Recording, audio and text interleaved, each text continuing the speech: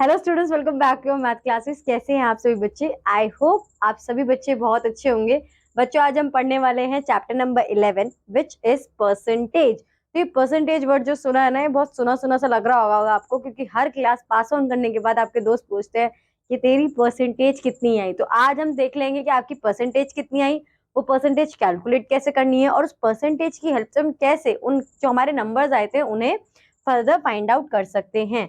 Percent word जो है हमारा, ये एब्रीविएशन है एक लैटिन वर्ड की, जिसमें पर्स का मतलब है कि पर 100 पर हम वो वैल्यू बता रहे हैं। तो अगर कोई आपसे कहे कि मेरे 30% आए, तो आप ये नेक्स्ट नहीं पूछ सकते कि भाई कितने में से आए, क्योंकि जो परसेंटेज होती है ये हमारा प्री एजम्पशन होता है कि वो आउट ऑफ 100 ही बताई जा रही होगी। ठीक है, अब आता है percent as a ratio. A percent can be express as a ratio with its second term 100 and first term equal to the given percent. ठीक है, यहाँ पर हमने इसे रेशियो पे देखा, तो ये जो फर्स्ट वाली होगी ये हमारा परसेंटेज होगा, ये आउट ऑफ 100 हमारा ये है। फ्रैक्शन में हम इसे इस तरीके से कन्वर्ट कर लेंगे, 25% का साइन हटेगा 100। ठीक है, finding the percentage of a given number. हमें किसी पर्टिकुलर नंबर की अगर परसेंटेज फाइंड आउट करनी है तो हम क्या करेंगे, 15 यहाँ पर 100, हमें यहाँ पे नंबर कैलकुलेट करनी, परसेंटेज हटा रहे हैं बच्चों हम यहाँ पर। ठीक है, तो 15/100 मल्टीप्लाई बाय 300।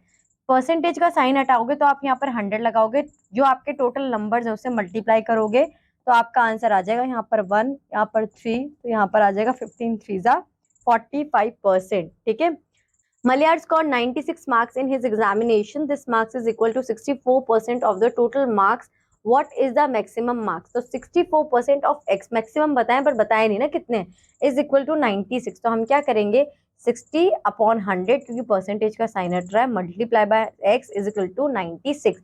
तो अब आपका ये जो 100 है ये 96 से मल्टीप्लाई हो जाएगा और 64 इससे डिवाइड हो जाएगा, तो x की वैल्यू आ जाएगी आपकी 150। ठीक है, तो इस तरीके से हम इजिली इन्हें कैलकुलेट कर लेंगे बच्चों। Aman spend 30% of his salary on food and donates 3% of his salary in a temple in a particular month. He spends 231 on these two items. What is the total salary for this month? तो यहाँ पर 30% of 100 कितना होगा? ठीक है, हम ये calculate करके चलते हैं।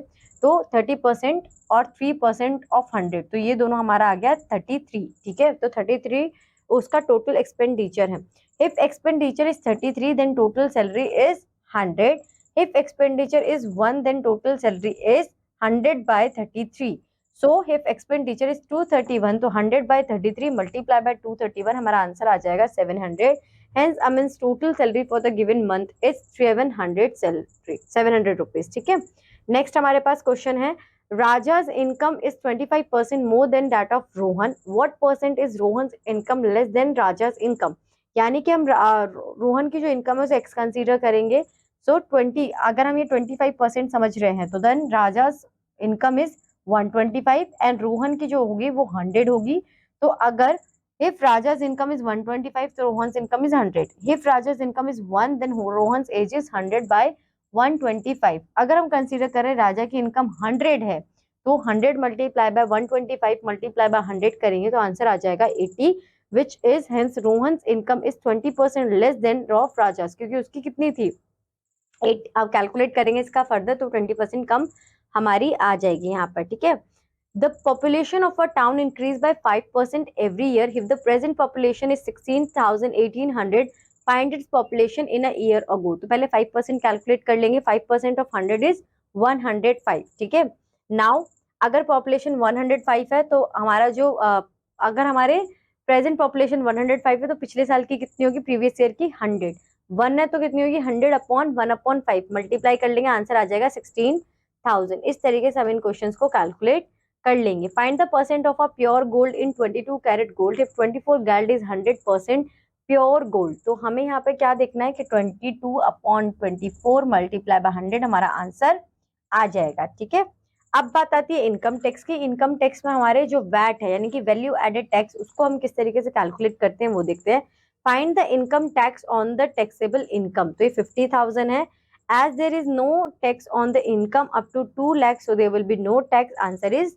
ठीक है, इनकम ऑन 2 लाख, हमारा जो इनकम टैक्स लगना शुरू होता है ना बच्चे वो 2 लाख के बाद लगता है। तो अमाउंट आप एक बार देख लेना कि कितना है, उसके बाद ही आप इनकम टैक्स को कैलकुलेट कर पाओगे। ठीक है, अब यहाँ पर 2,65,000 है तो 2,65,000 10 मल्टीप्लाई बाय 100 आपका आंसर हो जाएगा 265 एंड 00, यानी कि 26,500, तो ये आपका इनकम टैक्स होगा। ठीक है, इनकम टैक्स ऑन दिस यानी कि 1 मिनट, यहाँ पर देखो, अगर 2 लाख टू 5,000 होगा तो 10%, 5 to 10 होगा तो 20%, अबव 10 लाख होगा तो 30%। तो उसी बेसिस पर मैंने कैलकुलेट कर कर बता रहे हैं।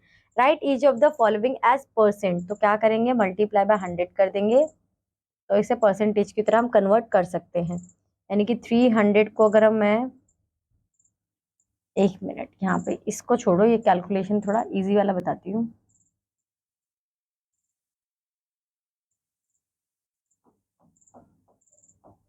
जीरो से जीरो गया, यहाँ पे 1 आएगा, यहाँ पे 5 आएगा, यहाँ पर आ जाएगा 45%। ठीक है, यहाँ पर भी हमारा आ जाएगा 1, यहाँ पे 2 और ये आ जाएगा 40%। तो इस तरीके से आप परसेंटेज कैलकुलेट कर लोगे। Convert the following fraction and ratio, तो फ्रैक्शन में आप करना चाहते हो तो 50/100 हो जाएगा, और इसे ही हम रेशियो में कन्वर्ट कर देंगे 50:100। Express the following as decimal, तो 26 हमें दिया हुआ है, तो 26 परसेंटेज का साइन हटाएंगे 100, तो पीछे से काउंटिंग स्टार्ट करी 1 2 2 जीरोस आ दिया, तो 0.26 हमारा आंसर हो जाएगा। 10% ऑफ 85, तो 10/100 मल्टीप्लाई 85 करेंगे, जीरो से जीरो गया, तो हमारा आंसर आ जाएगा 8.5। ठीक है, यहाँ पर इसी तरीके से आप सॉल्व कर लोगे। 3.9% of x is equal to 13, तो बताओ x की वैल्यू क्या है, तो आप यहाँ पर करोगे 3.9/100 multiply by x is equal to 13, तो आपका आंसर आ जाएगा 13 मल्टीप्लाई बाय 100 डिवाइडेड बाय 3.9। इससे भी जीरो हटाओ, यहाँ पर आएगा 1, यहाँ पर आएगा 3, आप इसे फर्दर सॉल्व करोगे 9.9 समथिंग कुछ आपका आंसर आ जाएगा। Deepika went to school for 187 days in a full year. If her attendance is 85%, find the number of days on which the school was open. तो अगर वो 187 days Deepika went to school for 180 पूरे 187, तो यहाँ पे 187 85% upon ये multiply by x, इस तरीके से आप सॉल्व करोगे, आपका आंसर आ जाएगा। ठीक है, Vaida went to school for 2 to 5 days, same ही क्वेश्चन है बच्चों। A property dealer charges commission of 3% on first 20,000 and 2% of the remaining selling price, find his commission और if a house is sold for 1,80,000, तो अगर उसने, आप यहाँ पे इसे देखो कि टोटल हम देख रहे हैं इसका 3% एंड 2%, कितना हो गया 5% वो टोटल अपना कमीशन लेगा। अब अगर वो 100 पर 5% ले रहा है, ठीक है, 105% ले रहा है, तो 105 पर 100 लेगा, और 1 पर कितना लेगा 100/105, या फिर आप ऐसे कर लो, या फिर यहाँ पे इस तरीके से आप 5% फाइंड आउट करो 20,000 का। ठीक है, विच इज